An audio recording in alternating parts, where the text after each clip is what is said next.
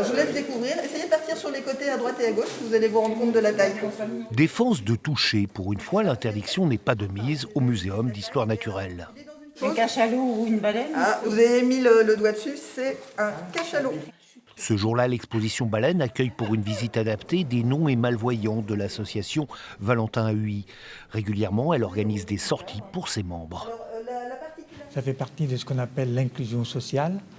Et puis, ce qui est bien, c'est que pour les non-voyants, le fait de toucher, c'est un petit peu comme si ils avaient des yeux au bout des doigts. Ici, vous allez sentir toutes les lamelles les unes derrière les autres. Chaque petite bosse, c'est une lamelle qui est collée l'une à l'autre.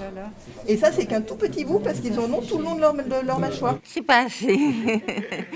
C'est pas assez, enfin, à mon goût. Maintenant, c'est sûr que c'est difficile à mettre en place et tout. Mais en tous les cas, c'est toujours très intéressant et toujours très enrichissant. Et puis pour les personnes malvoyantes comme nous, c'est un plus inouï. Pour le muséum, il faut bien sûr adapter les programmes de visite pour les non-voyants et aussi pour d'autres handicaps.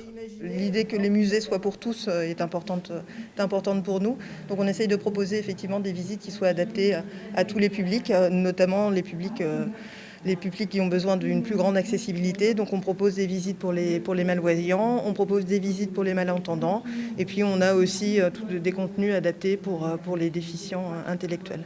Des initiatives à multiplier encore, même si la Charente-Maritime est bonne élève, c'est le département de France qui compte le plus de sites labellisés tourisme et handicap.